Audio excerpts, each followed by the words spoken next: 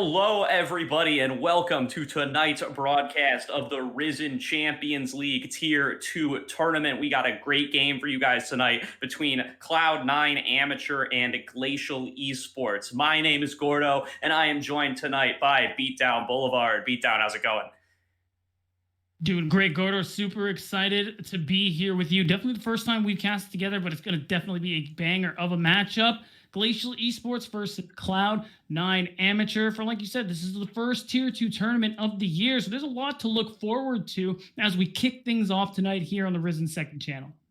Yeah, there absolutely is. And while it is the first Tier 2 tournament of the night and of the season, it isn't the first time we've gotten to see this Cloud9 amateur roster. We got to see them over the weekend overperforming some expectations, making it all the way to the finals of Champions Uprising. And now we're getting into draft for the first game of the official Tier 2 tournament. That we are, and they're kind of flying through the drafts already. We're done with the first wave. It's going to be Glacial Esports on the blue side, Cloud9 Amateur on the red, and we're going to see what Glacial Esports are going to pick first. I promise I was going to start talking about how Olaf could be an option. He's been having a lot of high prio lately because of his ability to shut down a lot of those really strong carry junglers later in the game because of how weak they are early. Your Heckrums, your Lilias, and stuff like that. So that is a solid pickup. It's going to most likely make Lilia a much more difficult option, and that's why we're going to see the Nidalee come through instead, and as well as the Lucian with, of course, Flex Pick definitely allows Cloud9 to leave their options open. Yeah, this meta coming into 2021, if you haven't watched any competitive League of Legends since 2020, the jungle meta still really focused around these hard carry junglers, although Olaf, a bit of a newer face, been really massively buffed by the addition of that Gore Drinker. We're also going to see Glacial Esports going to be picking up Camille and Galio, that ever so present duo between the top and mid lane, always a dangerous roaming duo. And the thing that makes this more dangerous already from this composition of Glacial is I already love Olaf and Camille together as a unit because they are both two champions that have backline access. You have the Ragnarok from Olaf, so of course he can ignore all CC and immediately threaten that backline. Of course, Camille with the hookshot, Hextech ultimatum, a lot of ways you can also isolate these squishy targets. And now Galio is also in the mix who can follow up on this as well. I can already see a very hard engage-oriented team composition from Glacial Esports so far, and I kind of like so far the direction we're going here from Cloud9 Amateur because they already have Nidalee Lucian. Now they're going to go Jax, which is a solid top lane matchup into the Camille. You can also offer that side lane pressure to match the Camille, and I think this is going to work because Cloud9, I think they already have decided they're not really looking to team fight. It is going to be more about making plays early and then getting this Jax strong enough to really threaten with the split push. That's right. We saw some great split push performances out of Speedo on that Jax over the weekend, and this game is looking to be no exception. And the Jax, that lock-in proves that it's not going to be a Lucian top lane, but that Lucian's still going to be a dangerous flex pick between both bot and mid.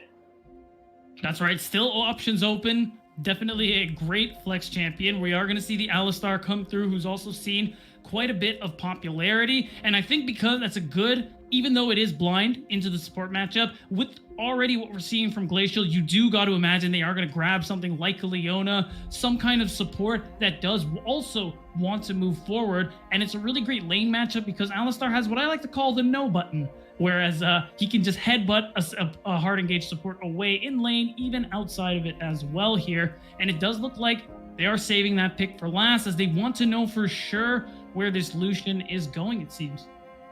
Yeah, they're not going to be able to get that answer before they have to lock in the support pick, though. But they are going even more in-depth on this hard engage comp with the Kaisa, going to have that killer instinct, able to jump in along with these other hard engagers with the Camille, the Galio, and the Olaf. And all that's left is a support to round it out, or maybe not a support at all. It could be the support Galio. Yes, you know what? That is what it is. So Galio Kaisa is definitely a common bot lane, so that does make a lot of sense. So it will be Syndra. A lot of the things we talked about with Galio and Kaisa still ring true. The fact is, there's so much backline access in this composition, so much follow-up to a lot of hard dive here. So Cloud9 Amateur, that's why they have this double marksman composition here. You are going to see Vayne locked in, so it is going to be Lucian in the mid lane And this does work out because you do want to try and play your range advantage over Glacial Esports. Vayne, very good with kiting. Same with Lucian. So it is going to be more this game, and even Italy actually, and it's going to be more the game of you're trying to poke, do damage from a distance, basically keep them over there. It's like, no, stay there. Don't come to me. Yeah, and with that Kaisa denied from Wixie, which we've seen him be playing a lot lately, he's going to go over onto that Vayne, which is just going to be ever so dangerous in the bot lane. Has the ability to condemn away the Galio if he starts going for those hard engages with the Justice Punch. Going to be a strong duo with that Alistar, and going to be looking to scale up and be another threat along with that Jax. Cloud9 Amateur has access to so much damage across their team comp now with that Vayne locked in as well to complement the Jax and the Lucian. Yeah, it is nice there that you can definitely offer a lot of appeal for these carries with the Jax, with the Alistar. But again, I don't believe team fighting is necessarily what Cloud9 Amateur is looking to do for. They want disengage and they want split push pressure. Speedo, of course, like you said, has shown us a lot of looks on the Jax, and he's definitely a very solid on it at the very least. So as long as they can get him ahead, maybe they spend a little time top lane with XU, helping Speedo try to get some gold in his pocket so that he becomes that side lane threat. And if Jax is that kind of champion where if you get him that lead, he snowballs, and it's going to be very difficult for the Camille to match him, and that's what you want. You want that overcommitment to trying to get this Jax out of the side lane, and in doing so, Cloud9 Amateur will take something as a result. That's right, and with these kind of snowball champions coming out of Cloud9 Amateur in both side lanes, it's going to be a lot on the side of XU to be able to find a way to get these champions ahead. He got the counter pick in the jungle by being able to pick his Nidalee into the Olaf, and now he's going to need to try to find an opportunity to take advantage of that in order to get into these side lanes, in order to find advantages both for the Jax and the Vayne. Yeah, that's right. And just because of all the range that they have here, this could work out very well. The thing that is going to be, it's still a lot of CC lockdown that you have to deal with. You have that knock-up from the hero's entrance coming from Galio, because of course, again, your main fight initiators are going to be this Olaf, it's going to be this Camille, and as soon as that CC comes through, of course, the Kaisa passive comes through, making her able to use that killer instinct. Even if a Syndra lands her scatter of the week to start things off, there's a lot of pick potential as well in this composition, because they got CC coming out the wazoo, Gordo. There's so much Cloud9 Amateur have to be very wary of, even though their composition definitely has a lot of potential here. It's going to be hard because Glacial Esports very clearly have the easier comp to execute. At the end of the day, you got to land one of your stuns. Olaf, it's even easier. You just got to press R, and he can run. Yeah, you can just press R on the Camille as well, and then follow it up with an R from the Galio and R from the Kaisa. Yeah. Suddenly the whole team's on top of you. It's going to be on the side of Cloud9 Amateur to have to play up tighter. They're going to have to be careful from all these different engage options that can come through from Glacial Esports. It's going to be their responsibility to be responsible both with any leads they acquire and just in general in these lanes, because if they start falling behind, it's going to be oh so difficult for this team comp to succeed in its split push game plan, and it's just going to be hard to avoid themselves from just chain feeding to these side of Glacial Esports, as they, as you said, have so many powerful engage options. If they see a weakness on the side of Cloud9, if they get a flash blown early for no reason, they're just going to jump on that over and over and over.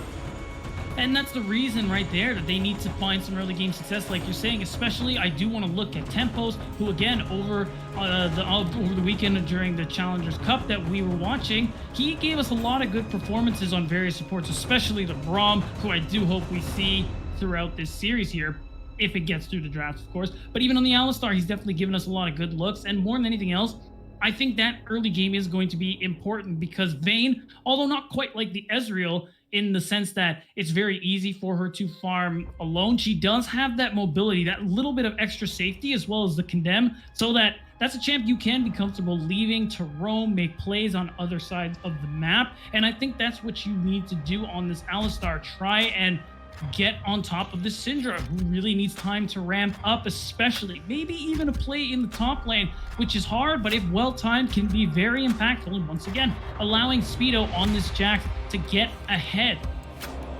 Absolutely, but there are going to be very small windows for that condemn, as you always have to be careful of the Ragnarok coming out of the Olaf, and you have to be careful of if any champion gets too close to you before you condemn them away, then it might be single-digit win rate coming in on that Galio ult right on top of you, and you can't condemn away 2 people at once. With that established, we're going to get on loaded into the game. We're going to take a short break to make sure we can bring you guys the best broadcast possible, but do not go anywhere. We're going to be right back.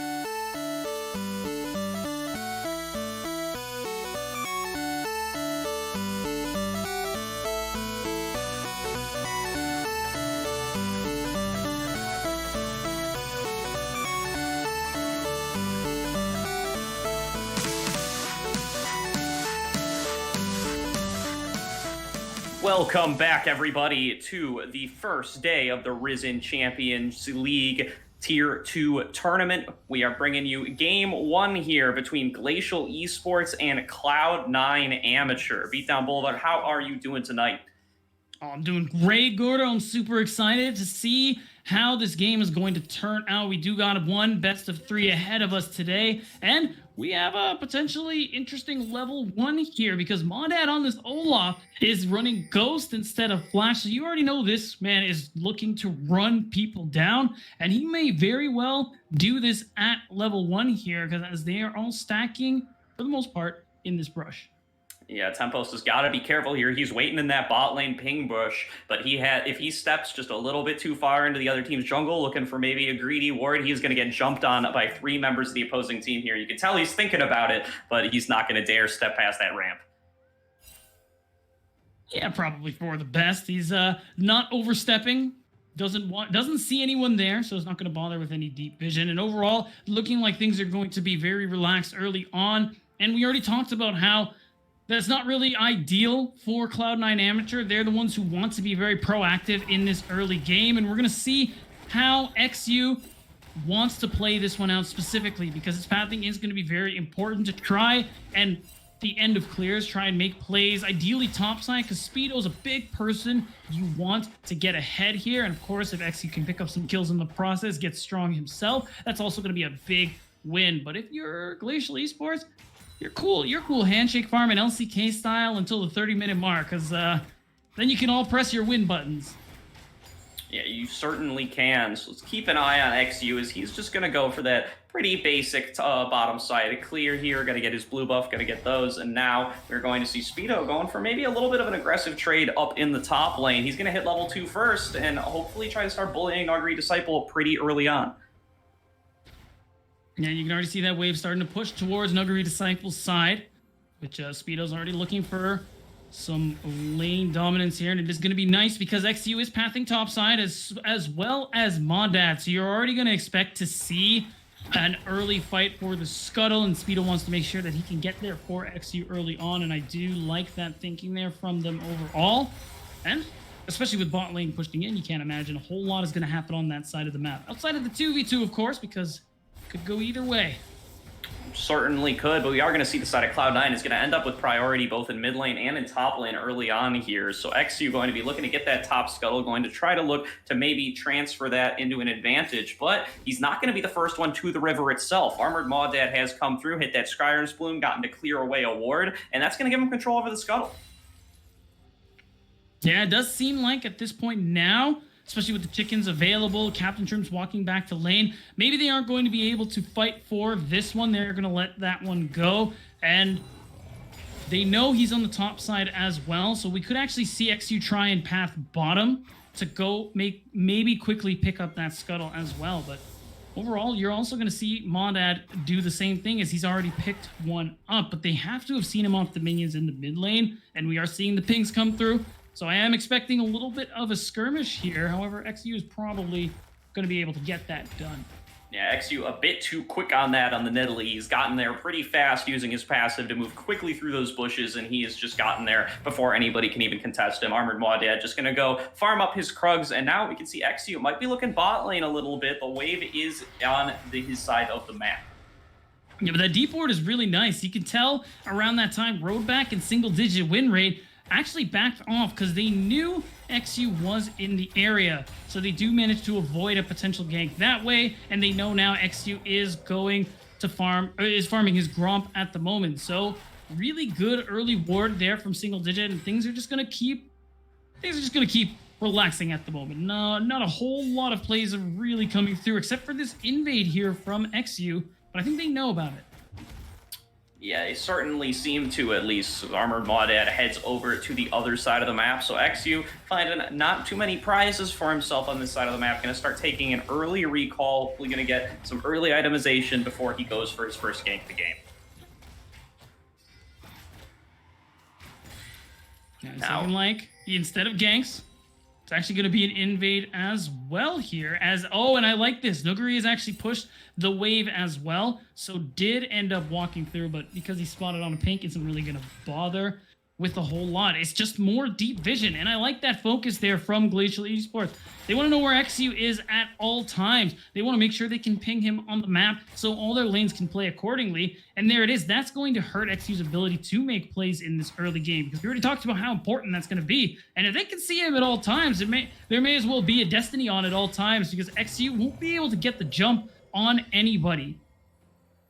Yeah, that is certainly going to be the risk. And we can see that the side of Glacial Esports really just wants to start getting towards level 6 here. They have such powerful ultimates over on their side of the map, and they get so much playmaking potential as soon as those abilities are available. So if they can get through the first 6 levels of this game without any violence happening towards them, they're going to be pretty happy about it. Yeah, absolutely. And again, things have been very quiet. We're actually seeing Wixie reset. I was wondering if maybe there'd be a dragon attempt, but XU being on the other side of the map, we aren't going to see a whole lot. But it's looking like what you're saying is coming true here, Gordo. They are going to play for the level 6, it seems like. We are going to have a lot of really powerful ultimates available here. Even the bot lane of Glacial is about to hit 6 as well. And maybe that's when they are going... Well, that's definitely when they're comfortable to start making things happen. But I'm surprised at how quiet things have been here with C9 Amateur. Now, all they're really getting here is just some solid farm. Not a whole lot has been done. Now XU is going to meet and get hit by that scatter of the week, but it isn't going to amount to anything else. He's trying to see if he can make him leave.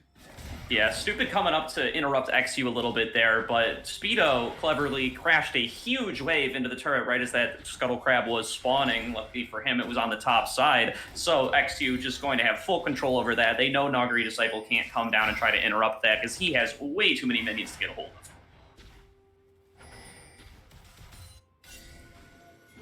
Yeah, and at this point, I'm surprised. Olaf in the game at 7 minutes, and not a single dragon has been taken. I think you're okay giving that first one up. That's why as soon as they have that info, you already see XU is going for an invade now, going to snag those wolves for himself, and potentially attempt to make a play bot side.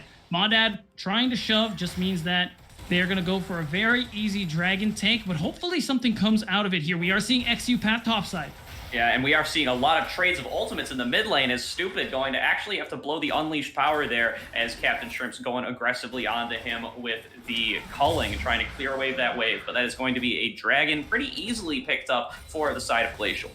Oh, and this is not good. Single-digit win rates already walking up, and I don't think they know that he's there. So if they jump on Noguri Disciple right now, the heroes will be available. Oh, they spotted him out. Yeah, Nagari Disciple going to be completing that teleport there. XU, though, going to look for the fancy feat, going to find a nice path out with the Blast Cone, and it looks like he's actually going to be able to escape from this play. That's going to be favorable for Cloud9 as Stupid blow the teleport to try to make that play happen. Now Speedo going to go aggressive here onto Nagari Disciple. He's going to be met with the Hextech Ultimatum, and now here comes single-digit win rate trying to make the difference. Speedo, you seem to know that this was happening earlier, but now you're getting turned around on as he's going to get taunted down by a single-digit win rate and picked up for first blood from Armored Maudad. Now there's a teleport coming through from the side of Cloud9. They're going to try to pick up single-digit win rate, but he's just going to flash on out of there, and it looks like it's going to end up being a 1-for-0, but they want more. They're going to dash on in onto XU. They're going to get a big stun, and they're going to pick him up for Stupid. Now Captain Shrimp is going to get taunted as well. No! A double kill to the Syndra, 3-for-0 in the favor of Glacial Esports early in this game.